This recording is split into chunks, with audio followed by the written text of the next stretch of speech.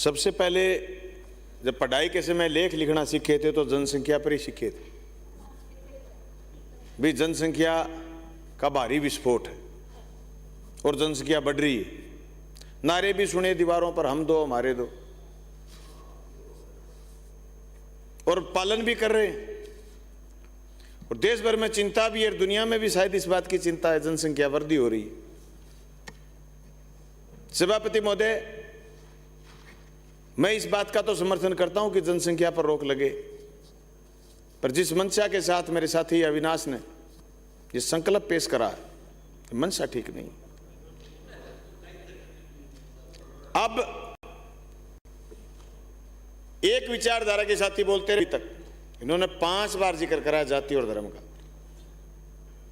जब जनसंख्या की बात आ जाए तो देश के संविधान को ध्यान में रख करके हमें बात करनी चाहिए। मैं मेरे घर की बात करूं तो मेरे दादा 6 भाई थे, 4 बहनें थी। उसमें की परिस्थिति ये थी।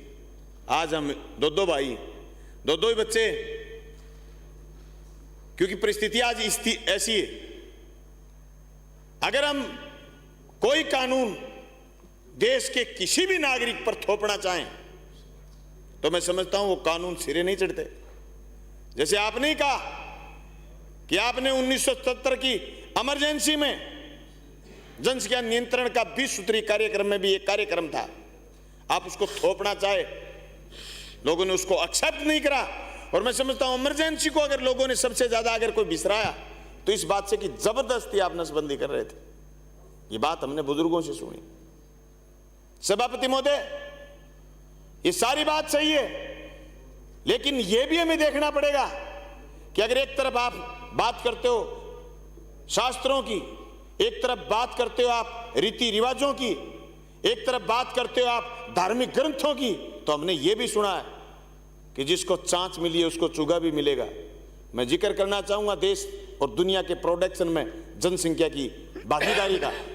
जिस चीन की आप बात कर रहे हैं, उस चीन के लोगों ने इतना प्रोडक्शन करा कि हिंदुस्तान का ऐसा कोई मार्केट नहीं बचा जहां चीन का आदमी सामान बेचने और भेजने के लिए नहीं चला गया। दुनिया की सबसे मजबूत अर्थव्यवस्था है अमेरिका की। उस अमेरिका की अर्थव्यवस्था में चीन ने सेंधमारी करी है उस जनसंख्या के बलबूते, जिस जनसंख्या के हाथ में प्रोडक्शन दिया है चीन की गवर्नमेंट। मैं ये सभापति महोदय आपसे ये बात कहना चाहता हूं, इस सदन में हिंदुस्तान में प्रोडक्शन के लिए हमारे पास क्या आइडिया है, इस पर भी हमें गंभीरता से बात करनी है। हम सिर्फ और सिर्फ जनसंख्या पर बात करें तो इसी जनसंख्या में से लोग निकले जो देश को आगे लेकर के गए, इसी जनसंख्या में से वैज्ञानिक निकले, इसी जनसंख्या में से डॉक्टर निकले, इसी जनसंख्या में से इंजीनियर निकले, इसी जनसंख्या में से अध्यापक निकले, इसी जनसंख्या में से नेता निकले, सारे लोग इसी जनसंख्या में से निकले। लेकिन आप इस बात पर अगर यह मंशा रखते हैं कि सीए एनआरसी को जोड़ते हुए और जनसंख्या नियंत्रण की बात करना चाहते हैं तो ये बात ठीक नहीं है। आपने जो जिक्र करा संकल्प रखते वक्त, जहां से आपने बात की शुरुआत करी, वो शुरुआत इतनी खतरनाक है कि हमें पता है कि आने वाले वक्त में आप क्या चाह रहे हो। और आप पूरे देश की विधानसभा में जो ये संकल्प लेकर के आए हो, तो आज आप देश की सत्ता में हो और 8 साल से देश की सत्ता में हो। आप देश के संसद में कानून लेकर के आते कि जनसंख्या हम नियंत्रण करेंगे। हम बिल्कुल स्वागत करेंगे आपके उस कानून का।